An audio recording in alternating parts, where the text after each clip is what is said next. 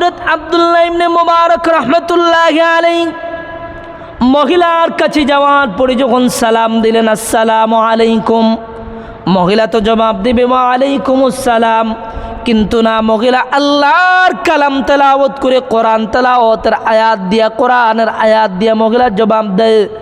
মহিলা বলে সালামুন কওলাম মির রাব্বির রহিম, রব্বে রহিমের পক্ষ থেকে সালাম গ্রহণ করো। সুবহানাল্লাহ। আব্দুল্লাহ ইবনে মুবারক তিনি তো বিজ্ঞ আলেম, তিনি তো বড় বুজুর্গ। তিনি ভাবলেন মহিলা সাধারণ কোনো মহিলা না, মহিলা অনেক জ্ঞানী মহিলা। তিনি মহিলার কাছে যাওয়ার পরে মহিলাকে জিজ্ঞাসা করতেছেন, আপনি এখানে কয় দিন কয় রাত ধরে অবস্থান করতেছেন? মহিলা এটাও কোরআনের আয়াত দিয়ে জবাব দেয়, সালাসা লায়ালিন সাওয়িয়া।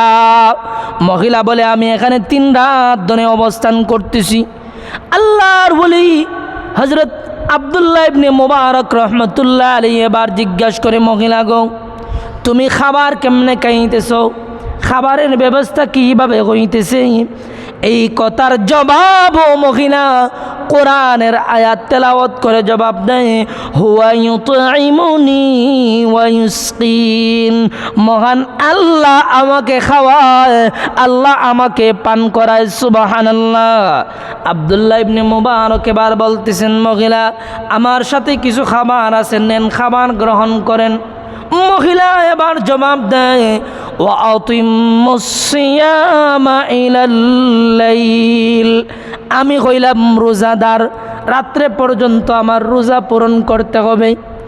আব্দুল্লাহ ইবনে মুবারক বললেন, এ মহিলা, এটা তো ফরজ রোজা না, এটা হলো নফল রোজা, বাঙ্গালান, কোনো অসুবিধা নাই। আর আপনি হলেন মুসাফির মানুষ, মুসাফির অবস্থায় ফরজ রোজাও ভাঙ্গা যায়, কিন্তু আপনার এটা তো ফরজ রোজা না, আপনার এটা নফল রোজা, ভাঙ্গেলান আপনি। মহিলা জবাব দেন কোরআনের আয়াত তেলাওয়াত করে, ওয়া আন তাসুমু খায়রুল লাকুম ইন কুনতুম তা'লামুন। মহিলা জবাব দেয়, হে আব্দুল্লাহ ইবনে মুবারক, রোজা রাখা হলো খয়রের কাজ, বরকতের কাজ, আমি রোজা ভাঙব না। হে আব্দুল্লাহ ইবনে মুবারক, রোজা এমন একটা আল্লাহর বিধান, হাসরের ময়দানে আপনি নামাজ পড়েছেন, নামাজের ফল আল্লাহ নিজ হাতে দিবে না। আপনি কোরআনুল কারীম তেলাওয়াত করেছেন, কোরআন তেলাওয়াতের বদৌলতে আল্লাহ নিজ হাতে আল্লাহ বান্দা বান্দীদেরকে দিবে না। কিন্তু রোজা এমন একটা আমল, যেই আমল করলে, রোজা রাখলে মহান আল্লাহ তার বান্দা বান্দিকে নিজ হাতেই প্রতিদান দিবে। সুবহানাল্লাহ। এবার মহিলাকে বলতেছেন, ও মহিলা, তুমি এখানে কিভাবে আসলা? তোমার সঙ্গী কি, তোমার সন্তানরা আছে নাকি? তোমার বাড়ি কোথায়? মহিলা এবার কোরআনের আয়াত তেলাওয়াত করে জবাব দেয়, সুবহানাল্লাযী আসরা বিআবদিহি লাইলাম মিনাল মাসজিদিল হারাম ইলাল মাসজিদিল আকসা। মহিলা এবার জবাব দেয়, আমার বাড়ি হলো মসজিদে আকসা, ফিলিস্তিনের মসজিদে আকসার পাশে ফিলিস্তিন আমার বাড়ি। আমি মসজিদে হারাম থেকে মসজিদে আকসায় যাব। আল্লাহর ওলি বুঝে ফেললেন। এবার আল্লাহর ওলি বলতেছেন, মহিলা তোমার সঙ্গে কে কে আছে? তোমার সঙ্গে কি তোমার সন্তানরা কেউ আছে? মহিলা তখন আল্লাহর কালামের আয়াত তেলাওয়াত করে জবাব দেয়, আল মালু ওয়াল বানুনা জিনাতুল হায়াতিদ দুনিয়া। মহিলা জবাব দেয়, হ্যাঁ, আমার সঙ্গে আমার সন্তানরা রয়েছে।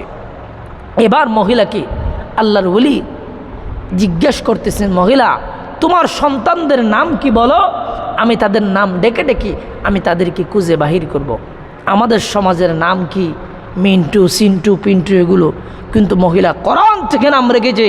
মসজিদের ইমাম সাহেবকে নিয়ে আপনি হুজুরের বড় রান খাওয়াইয়া দাওয়াত দিছেন, হুজুর আমার একটা মেয়ে হয়েছে, আমার মেয়েটার নাম রেখে দেন। হুজুর বলল মরিয়ম রাখলান বড় ফজিলতপূর্ণ পয়গম্বরের মা, সুন্দর একটা নাম। বলে না হুজুর ইতে পুরান নাম, নতুন আপডেট থাকলে কিছু বলেন। হুজুর কথা তাহলে বেবি রাখলান। বলে ঠিক আছে হুজুর, পছন্দ হয়েছে। আপনার মেয়ের নাম যে বেবি রাখলেন, আগে ছিল সিএনজির আগে একটা গাড়ি ছিল বেবি, কারণ ওই বেবিটার কখনো ট্যাক্সি হবে না, কখনো প্রাইভেট কার নোহা ডিস্ট্রিক্ট হবে না, এই জন্য গাড়িটার নাম বেবি। আপনি যে আপনার মেয়ের নাম বেবি রাখছেন, ছোটোবেলা এটারে বেবি রাখলেন, এটা বড় হলে এটার নাম প্রাইভেট কার রাখতে হবে, আরও বড় হলে টাক ডিস্ট্রিক্ট রাখতে হবে। যখন বিয়ে শাদী দিবেন তখন এটার নাম, সন্তানাদি যখন হবে তখন এটার নাম রেলগাড়ি রাখতে হবে, কারণ তখন ডাব্বা ডুব্বা হয়েছে। এই জন্য মা বাবার প্রতি সন্তানের প্রতি মা বাবার হক, মা বাবার প্রতি সন্তানের হক, যেটা প্রথম সন্তান জন্মগ্রহণ করার পরে সন্তানের ডান কানে আজান, বাম কানে একামত, এবং এরপরে সন্তানের সুন্দর একটা নাম রাখা, অর্থবোধক সুন্দর একটা নাম সন্তানের জন্য রাখা।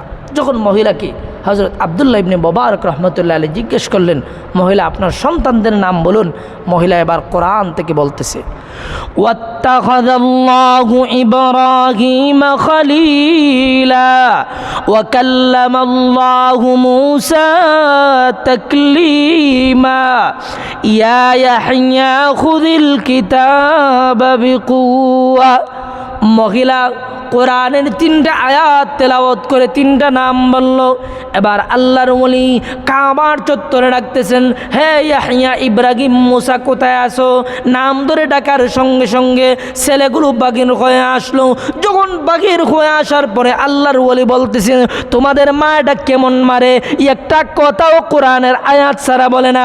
তারা বলে, ওগো আল্লাহর ওলি, যেই দিন থেকে আমার মা শুনেছি প্রত্যেকটা কথার হিসাব মহান আল্লাহ নিবি। এই জবান আল্লাহ দিয়েছি, জবান দ্বারা কথা বলার বাকশক্তি আল্লাহ দিয়েছি। যখন বান্দা বান্দি ওয়াহেতুক কথাবার্তা বলে, এই জবানের ওয়াহেতুক কথাবার্তার কারণে কেউ কেউ জাহান্নামে যাইতে হবে, আবার এই জবানের কথার কারণেই মহান আল্লাহ কাউকে আল্লাহর তৈরি জান্নাত দিয়ে দিবি।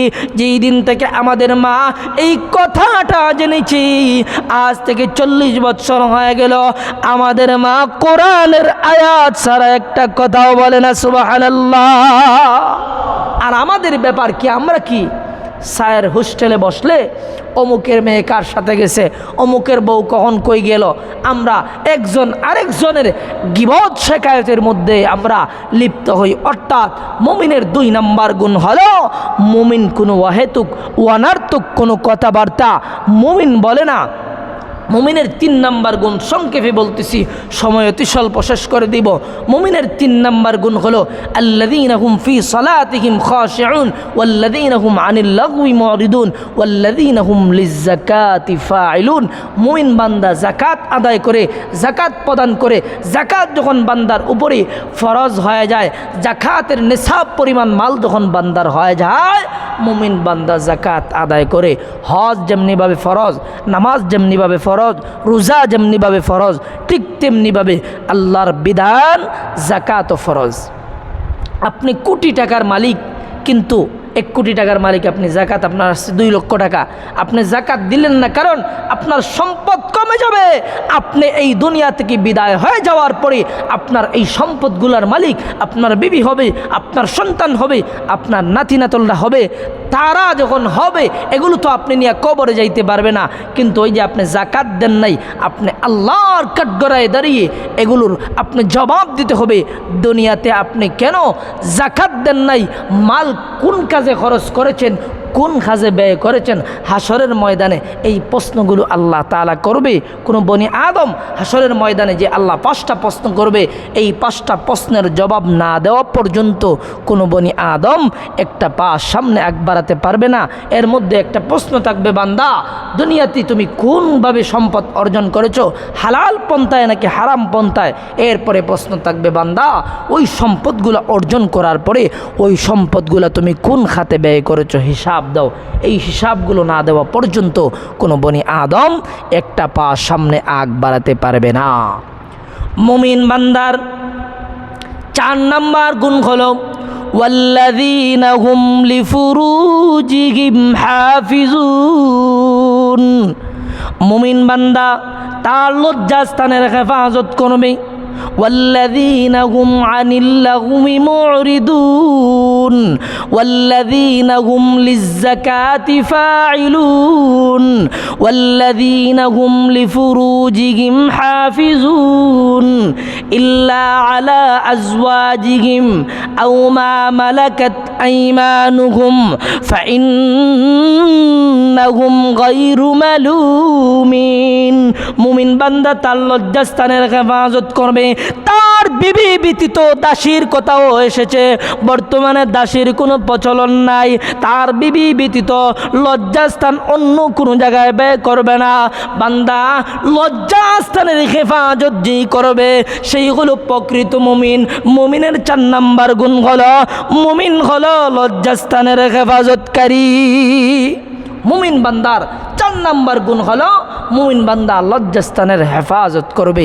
এবার মুমিন বান্দার 5 নাম্বার গুণ সংক্ষেপে বলতেছি, ওয়াল্লাযীনা হুম লিআমানাতিহিম ওয়া আহদিহিম রাউন। মুমিন বান্দার 5 নাম্বার এবং 6 নাম্বার গুণ। মুমিন বান্দার 5 নাম্বার গুণ হলো মুমিন বান্দা আমানত রক্ষাকারী। আমানত দিলে আমানত রক্ষা করে, আমানতের খেয়ানত করে না। আমানতের খেয়ানতকারী মুনাফিক। মুনাফিকের 3টা আলামতের মধ্যে একটা আলামত হলো মুনাফিক আমানত দিলে খেয়ালায়, আমানতের খেয়ানত করে ফেলে, আমানত রক্ষা করতে পারে না। আর মুমিন বান্দার 5 নাম্বার গুণ হলো মুমিন বান্দা আমানত রক্ষাকারী। আল্লাহর পয়গম্বর হাদিসের মধ্যে বলেছেন, আয়াতুল মুনাফিকি সালাসুন, ইদা হাদ্দাসা কাযাবা ওয়া ইদা ওয়াদা আখলাফা ওয়া ইদা তুমিনা খানা। মুনাফিকের 3টা আলামত, এর মধ্যে মুনাফিক একটা আলামত হলো মুনাফিক কথায় কথায় মিথ্যা কথা বলে।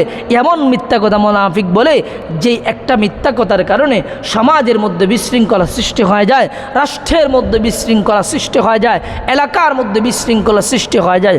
মুনাফিকের 1 নাম্বার আলামত হলো মুনাফিক কথায় কথায় মিথ্যা কথা বলে।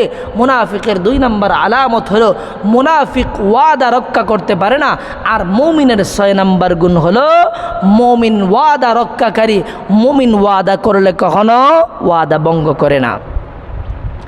মুমিনের 7 নাম্বার গুণ হলো والذين هم لفروجهم حافظون إلا على أزواجهم أو ما ملكت أيمانهم فإنهم غير ملومين فمن ابتغى وراء ذلك فأولئك هم العادون والذين هم لأماناتهم وعهدهم راعون والذين هم على صلواتهم يحافظون।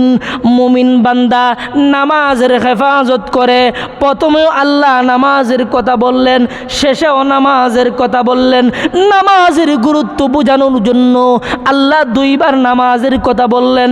প্রথমে বলেছেন আল্লাযীনা হুম ফি সালাতিহিম খাশিউন, এরপরে বলেছেন আল্লাহ আল্লাযীনা হুম আলা সালাওয়াতিহিম ইউহাফিজুন। মুমিন বান্দা হলো নামাজের হেফাজতকারী। মুমিন বান্দা যখন নামাজের মধ্যে দাঁড়ায় তার কাছ থেকে বিনয় প্রকাশ হয়ে যায়। এই 7টা গুণ। 1 নম্বরে মুমিন বান্দা নামাজের মধ্যে বিনয়তা প্রকাশ পায়। 2 নাম্বার হলো মুমিন বান্দা তার যাকাত আদায় করে। 3 নাম্বার গুণ হলো অহেতুক কথাবার্তা বলে না। 4 নাম্বার গুণ হলো তার লজ্জাস্থানের হেফাজত করে। 5 নাম্বার গুণ হলো মুমিন বান্দা আমানত রক্ষাকারী। 6 নাম্বার গুণ হলো মুমিন বান্দা ওয়াদা রক্ষাকারী। 7 নাম্বার গুণ হলো মুমিন বান্দা নামাজের হেফাজতকারী। সুবহানাল্লাহ। এই 7টা গুণ যদি অর্জন করতে পারি তাহলে লাভ কি? আল্লাহ এর পরে বলেন, উলাইকা হুমুল ওয়ারিসুন আল্লাযীনা ইয়ারিসুনাল ফিরদাউসা হুম ফিহা খালিদুন। তারা হবে ওয়ারিস। কিসের ওয়ারিস? তারা তারা হবে আল্লাহর তৈরি জান্নাতুল ফেরদাউসের ওয়ারিস, তারা হবে জান্নাতের উত্তরাধিকারী, তারা হবে আল্লাহর তৈরি জান্নাতের মালিক। এই 7টা গুণ যদি আপনার আমার ভিতরে অর্জন করতে পারি, তাহলে আপনি আমি হইলাম খাঁটি মুমিন, আপনি আমি হইলাম সত্যিকারের মুমিন। এই গুণগুলো যদি অর্জন করতে পারি, তাহলে পুরস্কার হিসাবে মহান আল্লাহ রেখে দিয়েছেন আল্লাহর তৈরি জান্নাত। সুবহানাল্লাহ।